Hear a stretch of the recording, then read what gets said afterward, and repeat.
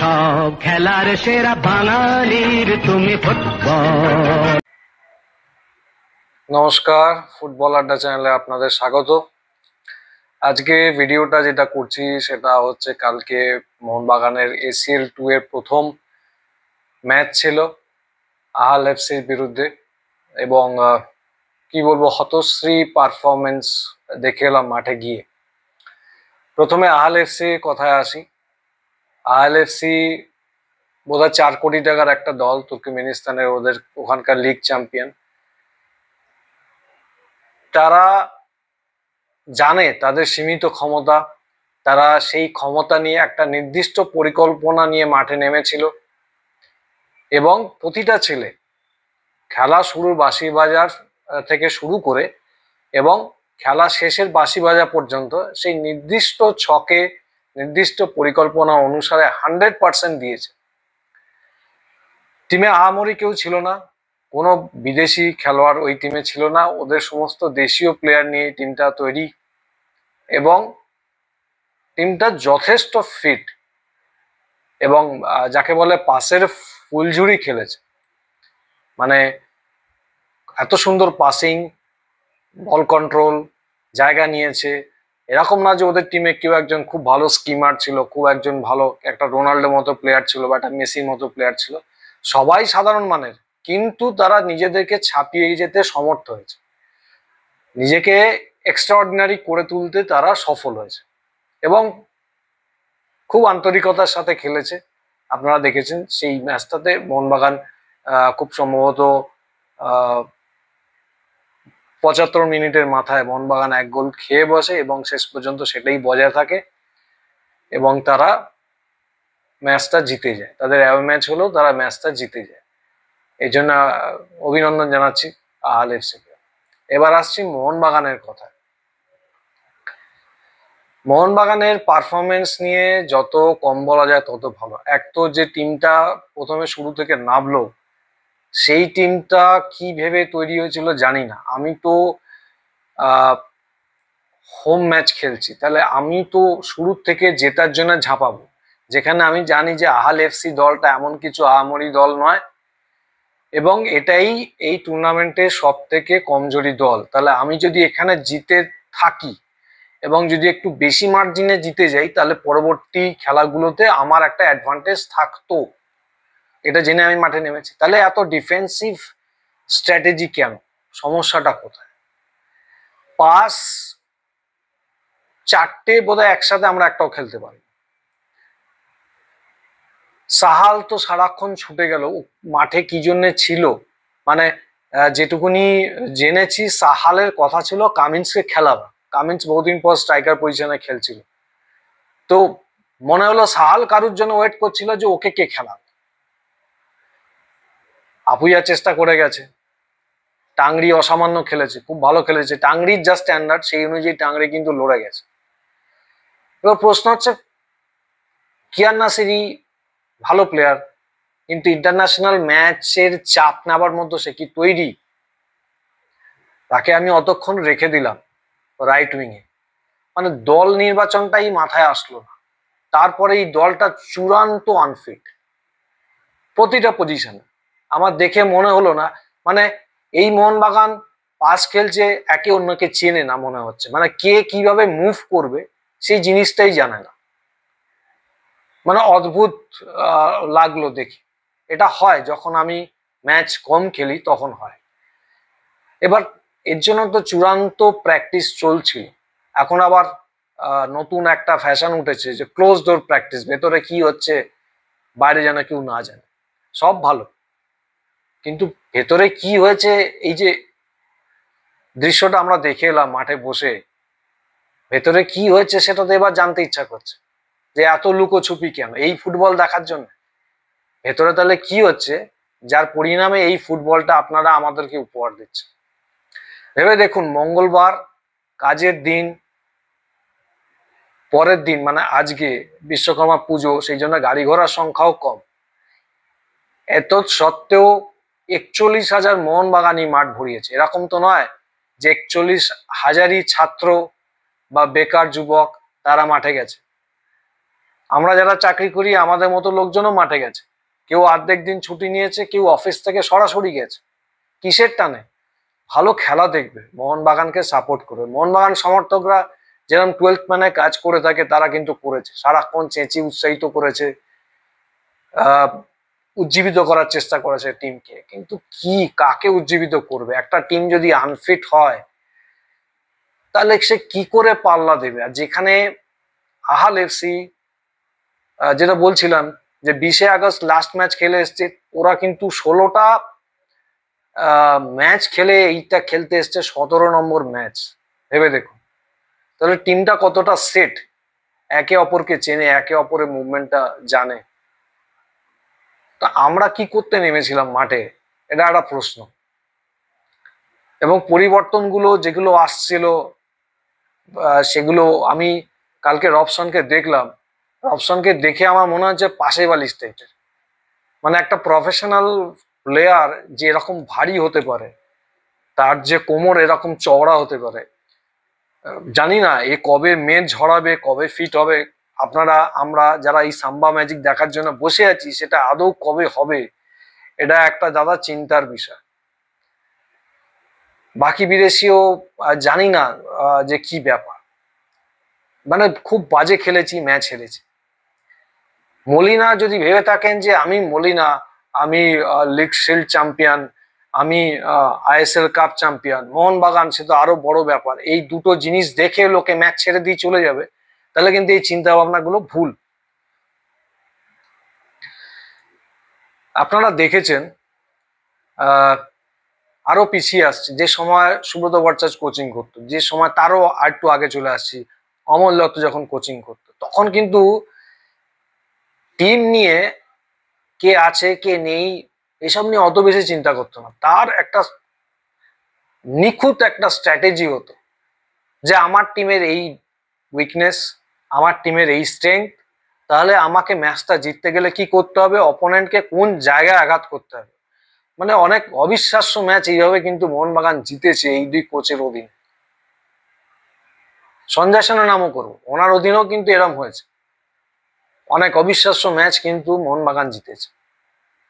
আমি কাউকে পাত্তা দেবো না, পড়া করবো না, আমি আমার টিম নিয়েই খেলবো, কোনো স্ট্র্যাটেজি নেই, কোনো প্ল্যান বি নেই, প্ল্যান সি নেই, মানে কি হচ্ছে জানি না।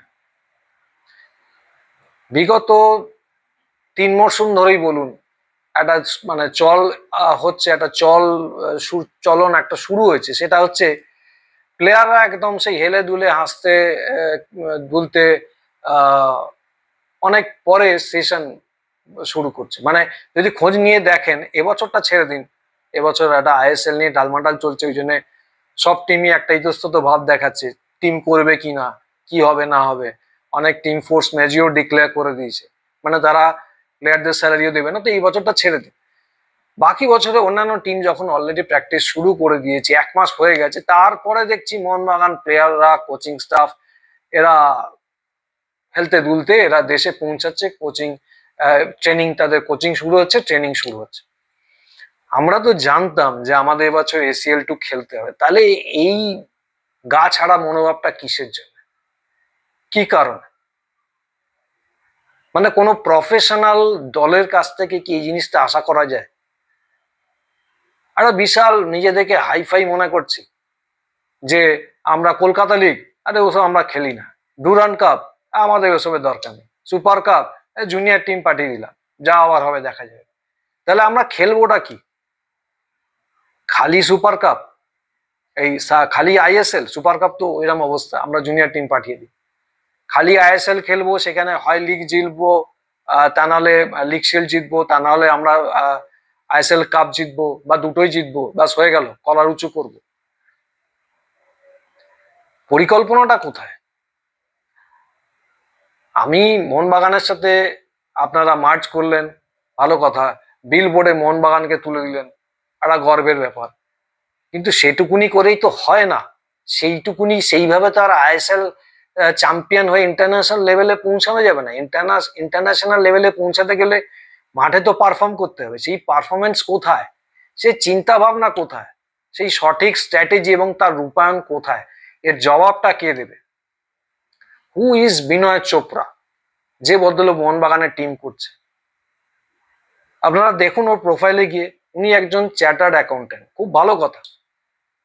উনি গোয়েঙ্কা বাবুর একজন মানে আস্থাভাজন লোক, ওনাকে মোহনবাগানের দায়িত্ব দিয়ে দেওয়া হয়েছে, খুব ভালো কথা। আপনি ম্যানেজমেন্ট দেখুন না, আপনি খেলার কি বোঝেন? আপনার তো চেহারা দেখে মনে হচ্ছে আপনি জীবনে ফুটবল খেলেন, আর আপনি মোহনবাগান মতো দলের, একটা হেভিওয়েট দলের আপনি টিম করছেন। সনি যে বছর আসে সেই বছর থেকে শুরু করে, সনি মানে সনি নর্দে, সেই বছর থেকে শুরু করে আর এই কিবু ভিকুনা সময় যখন মোহনবাগান শেষবার আই লিগ চ্যাম্পিয়ন হলো, সনি নর্দের টাইমে একবার চ্যাম্পিয়ন হয়েছিল আর সঞ্জয় সেনের কোচিং এ, আর কিবু ভিকুনার টাইমে আর একবার লাস্ট বার চ্যাম্পিয়ন হলো মার্চ হওয়ার আগে। এই টাইমটা মোহনবাগান একটা খুব গুরুত্বপূর্ণ কাজ করেছিল, সেটা হচ্ছে টেকনিক্যাল কমিটি একটা বানিয়েছিল, যাতে দিকপাল খেলোয়াড়রা ছিল, প্রাক্তন ভারতীয় খেলোয়াড়রা ছিল, শিবাজি ব্যানার্জি, কমটন দত্ত, সত্যজিৎ চ্যাটার্জি, কে ছিল না সেই 4-5 জনের কমিটিতে। তারা সিদ্ধান্ত নিত যে আমরা ওই প্লেয়ারটাকে দেখছি, এই প্লেয়ারটা কিন্তু ভালো খেলছে, কে আমাদের দরকার। তা আমরা এই কোচটাকে দেখছি, এই কোচটা কিন্তু ভালো, তার গেম রিডিং, এই কে আমরা কোচ করে আনবো, এ আমাদের চ্যাম্পিয়ন করতে পারে। এই টেকনিক্যাল কমিটি যদি বানানো হয় তাহলে আপনাদের মনে হচ্ছে কি আপনাদের ক্রেডিট কিছু কমে যাবে? আমি এমবিএসজি ম্যানেজমেন্টকে জিজ্ঞেস করছি। আরে মোহনবাগানের রত্ন সব ছড়িয়ে পড়ে আছে, শিশির ঘোষ, সত্যজিৎ চ্যাটার্জি, ভালো ভালো প্লেয়ার যারা খেলে গেছিল, প্রাক্তন প্লেয়ার, সুব্রত ভট্টাচার্য, প্রশান্ত ব্যানার্জি, কমটন দত্ত, অচিন্ত বেলেল, অমিত ভদ্র, যারা খেলাটা জানে, যারা ভারতবর্ষের হয়ে খেলেছে, ভারতকে রিপ্রেজেন্ট করেছে, তাদেরকে নিয়ে আপনারা যদি 4-5 জনের একটা কমিটি বানান, তাদের মানে আমার তো মাথায় আসছে না কমপ্লেক্সটা কোথায়। এই যে ইনফিরিয়রিটি কমপ্লেক্স একটা আপনাদের মধ্যে আছে, কাউকে ছুঁতে দেবো না, কাউকে ঢুকতে দেবো না, এটা কি কারণে? না বাঙালিকে উঠতে দেবো না, সোজা কথা, একদম সোজাভাবেই বলছি, না বাঙালিকে কাছে ঘেঁচতে দেবো, মোহনবাগান থেকে বাঙালিকে আস্তে আস্তে দূরে সরাবো, কি আপনাদের চিন্তা ভাবনা? কে এই বিনয় চোপড়া, কি বোঝে? সে সিদ্ধান্ত নিচ্ছে, কোচের সাথে বিবাদ হচ্ছে, কোচও তো সেরকম। আমার সাথে একজনের প্রবলেম হতেই পারে। বিনয় চোপড়ার ব্যাপারে বলি, আমি নিজে ইঞ্জিনিয়ার, আমি যদি আপনাকে বলি দাদা আপনার অ্যাপেন্ডিক্সটা আমি খুব কম খরচায় করে দেবো, বা আমি যেহেতু হসপিটালে আছি, আমি ওই ডাক্তারটাকে পছন্দ করি না, চলে আসুন আমার কাছে, আমি আপনার অ্যাপেন্ডিক্স অপারেশন করে দেবো, আমি হসপিটালের সিইও বা হসপিটালের আমি জিএম, জেনারেল ম্যানেজার, আপনি আসবেন আমার কাছে? মোহনবাগানকে নিয়ে এরকম ছেলে খেলা কেন করছেন? মোহনবাগান সমর্থকরা যারা রয়েছে তাদেরকে এইভাবে আঘাত করার অধিকার আপনাদেরকে কারা দিয়েছে? ধরুন আমার কোনো একজনকে পছন্দ নয়, আমি আমার অফিসে কোনো একজনকে পছন্দ নয়, কিন্তু আমি জানি যে এই লোকটা, তার কিছু গুণ আছে, সে নির্দিষ্ট কিছু কাজ খুব ভালো করে করতে পারে, আমার পছন্দ না নাই হতে পারে, তার কাজের স্টাইল, তার কথাবার্তা, তার আচার আচরণ নাও ভালো না, কিন্তু আমি জানি লোকটা কাজের লোক। তা আমি আমার ইগোকে আগে নিয়ে আসবো, না আমি লোকটাকে দিয়ে কাজ করাবো যাতে আমি যে অর্গানাইজেশনে আছি তার প্রফিট হয়, তার ভালো হয়? হতে পারে মলিনার সাথে দিমিত্রি পেট্রাটোসের কিছু সমস্যা আছে, আগে সেশন থেকেই দেখেছি। প্রত্যেককে আপনি গেম টাইম দিয়েছেন, শুধুমাত্র দিমিত্রি পেট্রাটোসকে দেননি 10 মিনিট 15 মিনিট। এটা কি? যখন কারুর অফ ফর্ম যায়, আমরা তো কিছুটা হলেও খেলেছি, মাঠে খেলেছি, একটা লেভেল অব্দি খেলেছি, জানি যখন কেউ অফ ফর্ম, এবং খেলোয়াড়দের অফ ফর্ম যেতেই পারে, একটুখানি তার অফ ফর্ম থাকতে পারে, সে একটুখানি ভুল করতে পারে, কিন্তু ভালো ভালো কোচদের দেখেছি তারা কি করে, কমজোরি টিমের বিরুদ্ধে তাকে খেলিয়ে খেলিয়ে বা প্র্যাকটিস ম্যাচে তাকে খেলিয়ে, তাকে এনকারেজ করে তার থেকে সেরাটা আবার বের করে আনার চেষ্টা করে, কারণ সে জানে এই প্লেয়ারটা সাময়িক খারাপ সময় যাচ্ছে কিন্তু এই প্লেয়ারটা ভালো করতে পারে। আপনি তো পুরো উল্টো পথে হাঁটছেন। রবসন যদি এরকম পাশে বালিশের চেয়ারা নিয়ে মতো চেয়ারা নিয়ে আপনি 15 মিনিট আগে নামাতে পারেন, পুরো ম্যাচটাতে দিমিত্রি পেট্রাটোস 1 মিনিটের জন্য খেলার আপনার মনে হলো না যে এই প্লেয়ারটা গিয়ে কিছু কন্ট্রিবিউট করতে পারে? মানে রীতিমতো তো চিন্তায় আছি যে মানে হচ্ছেটা কি। আমাদের মোহনবাগানের সচিব এবং সভাপতিকে আমি খুব বিনীতভাবে প্রশ্ন করছি যে আপনারা কি মিটিং এ গিয়ে কিছু মতামত আদৌ দেন? আপনাদের মতামত কি আদৌ শোনা হয়, না কি ব্যাপার? না জাস্ট যান, সাইন করেন, চলে আসে? কোনো ভূমিকায় তো কিছু নজরে আসছে না, চোখে পড়ছে না। ইস্ট বেঙ্গল ম্যাচের কথাও, যেটা ডুরান্ডে মোহনবাগান হারলো, দেখুন পাসাং তামাং একটা নতুন ছেলে, সে বড় ম্যাচে চাপ নিতে পারেনি। অনেকে পারে, ভালো খেলে, অনেকে পারেনি, পারে না। তো তামাং পারেনি, ঠিক আছে, বাচ্চা ছেলে পারেনি। সেটা বুঝতে কি কারো 50 মিনিট সময় লাগে, 60 মিনিট সময় লাগে? তাকে খেলিয়ে খেলিয়ে কার্যত পুরো জায়গাটা, যদি বলা যায় মোহনবাগান 10 জনে খেলেছে। এই কোচের ভুল স্ট্র্যাটেজি কতদিন টিমটাকে এইভাবে ডোবাবে? সবাই তো মানবেন এই কথাটা। মলিনা কিন্তু খুব ভালো স্ট্র্যাটেজিস্ট নয়, ঠিক আছে, ভালো ম্যানেজার, একটু ম্যানেজ করতে পারেন, এনকারেজ করেছেন, দুর্দশ টিম চলে গেছে। ACL2 এর জন্য আমার তো মনে হয়নি Mohun Bagan management, MBSG Mohun Bagan super giant ম্যানেজমেন্টের কোনো রকম চিন্তা ভাবনা ছিল। এবং নেক্সট রাউন্ডে যাওয়ার জন্য কিছু না, পার্টিসিপেট করতে হবে, তা নাহলে হয়তো মোটা টাকা AFC ফাইন করবে, ঠিক আছে ভাই, কোনো রকম একটা গা ছাড়া মনোভাব। এরপরে দুটো টিম তো আরো সাংঘাতিক, কি লজ্জা আমাদের জন্য অপেক্ষা করছে আমরা জানি না। FSDA পরিচালিত টুর্নামেন্ট গুলো ছাড়া, যেহেতু আপনি একটা FSDL টিম, বাকিগুলো কি, যেহেতু AIFF করাচ্ছে, তার জন্য আপনাদের একটা গাছাড়া ভাব, এটা দেখানোর যে বাকি টুর্নামেন্ট গুলো ফ্লপ, শুধুমাত্র FSDL যেটা করছে ISL সেটাই সুপারহিট। জানি না, অনেক রকম ইকুয়েশন মাথায় আসছে, কোনটা সত্যি কোনটা মিথ্যে ভগবান জানেন, আপনারা ভালো বলতে পারবেন যে বাকি টুর্নামেন্ট খেলার জন্য আপনাদের এই অনীহা কেন, আর কোথাকার এই প্রফেশনালিজম আপনারা আমদানি করছেন, যেখানে ACL ম্যাচ হয়ে গেল, সেখানে এক টিমটা খেলার মতো কোনো রকম তার ফিটনেসই হয়নি, আসেইনি। বিশাল কাইত, সেও ততই বছর ম্যান অফ দ্য ম্যাচ হয়েছে মানছি, সেই বিশাল কাইত যে বারের নিচে বাঘের মতো ঘোরাফেরা করে, আগের সিজনেও দেখেছিলাম। আমরা জানি যে এটা ওটা মানে আলবার্তো কেটে গেছে বা টম কেটে গেছে, বিশাল কাইত আছে। কালকে দেখে কিন্তু সেটা মনে হয়নি বিশাল কাইত একটু নড়বড়ে ছিল। কারণটা কিন্তু ওটাই, ম্যাচ প্র্যাকটিস। আরে ম্যাচ প্র্যাকটিস দিতে হবে। সবাই যেখানে চুটিয়ে প্র্যাকটিস করছে, কলকাতা লিগে খেলুন না, অসুবিধা কোথায়? যারা আছে তাদেরকেই খেলুন, প্রবলেমটা কোথায়? কলকাতা লিগ খেলে কি জাত যাবে?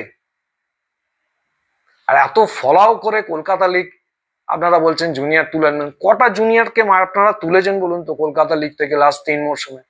যারা একটু ভালো খেলছে তারাই তো টিম ছেড়ে চলে যাচ্ছে। এবারও তো সৌরভ চলে গেছে, সালাউদ্দিন চলে গেছে, যে ছেলেগুলো ভালো ভালো খেলতো চলে গেছে। রাজ ভাস্কর, ওকেও তো বোধহয় ছেড়ে দিয়েছে। চাইছেনটা কি আপনারা?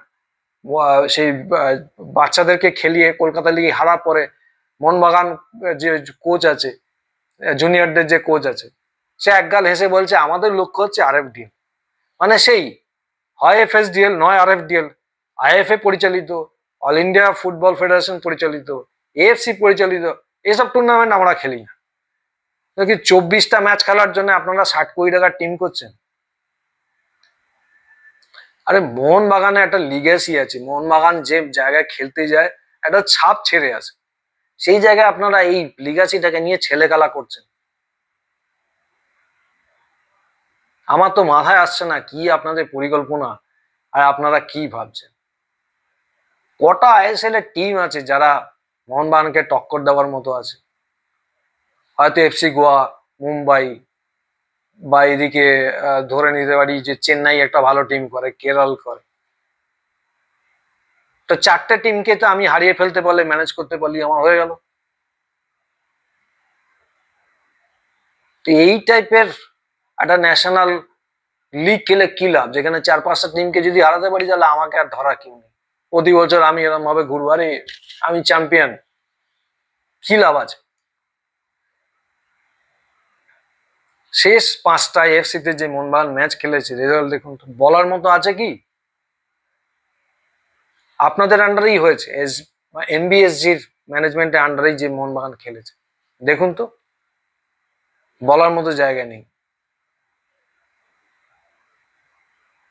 আমরা যখন সাধারণ দর্শক বুঝতে পারছি যে একজন গ্রেগ স্টুয়ার্টের মতো একজন প্লেয়ার দরকার, যে ভালো পাস খেলতে পারে, যে ফাইনাল পাসটা বার করতে পারে, সেইরকম প্লেয়ার না নিয়ে এসে আপনারা একটা চরম আনফিট 542 টাইপের একটা রবসনকে নিয়ে কোত্থেকে চলে আসলো। এ কবে ফিট হবে জানি না।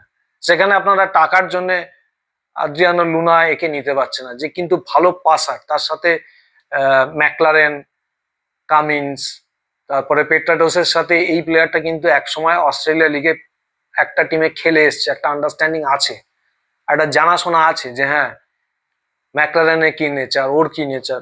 বক্স টু বক্স খেলে লুনাকে যদি যারা খেলতে দেখেছে, হয়তো যে টিমে খেলছে সাফল্য দিতে পারেনি, কিন্তু আপনার তো তারকা খচিত দল, ওইরকম টাইপের একটা প্লেয়ার যদি নিয়ে আসেন যে বক্স টু বক্স খেলে, ভালো পাস খেলে, কোথায় চিন্তা ভাবনা?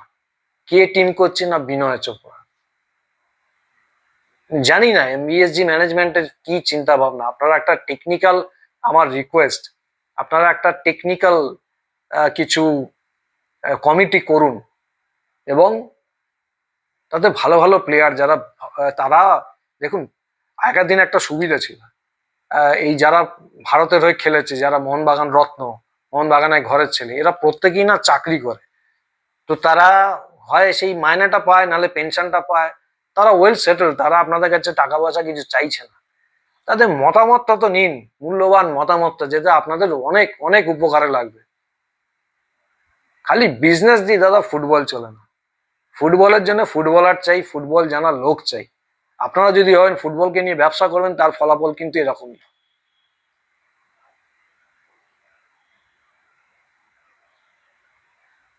যেটুকুনি নলেজ আছে, আমি তো, আমাদের যত গুরু আছে, সে ফুটবলের বলুন, খেলাধুলার বলুন, ম্যানেজমেন্টের বলুন, টিচাররা বলুন, সবাই এটা বলে যেখানে শেখার সুযোগ পাবে শিখবে, শেখার কোনো শেষ নেই।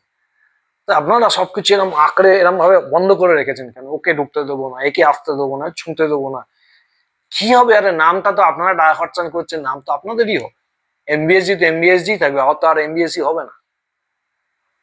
প্লিজ প্লিজ হাত জোর করে আপনাদের কাছে আমার এটা অনুরোধ, মোহনবাগান নামটা নিয়ে ছেলে খেলা করবেন না, সঠিক পরিকল্পনা করুন, এবং ভালো দল গঠন করে একটা ভালো সুষ্ঠু ট্রেনিং সম্পন্ন করার পরে টিমটাকে মাঠে নামান।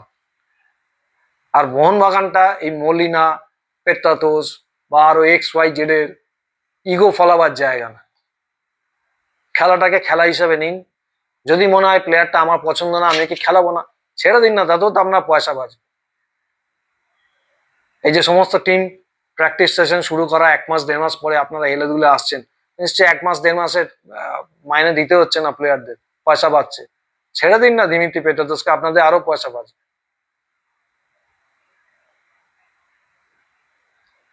ভিশন যদি না থাকে তাহলে কিছু হবে না। আর সত্যি কথা বলতে, এই আইএসএল শুধু চ্যাম্পিয়ন হয়ে কোনো লাভ নেই, এশিয়া লেভেলে নিজেকে প্রমাণ করতে হবে। কিন্তু যে জিনিসটা আরো দুটো ক্লাব ভারতবর্ষের অলরেডি করেছে, মোহনবাগান কিন্তু সেই জায়গায় হয়নি, যেতে পারেনি, এখনো পারেনি।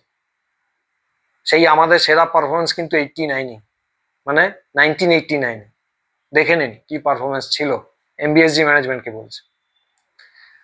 যারা আমার ভিডিওটা দেখছেন তাদেরকে অনুরোধ, আপনারা রিমার্কসে কমেন্ট করুন, আপনাদের মতামত জানান। যদি আপনারা চান এই নিয়ে একটা লাইভ সেশন পরে করতেও পারি। নমস্কার, ভিডিওটা দেখার জন্য অনেক অনেক ধন্যবাদ।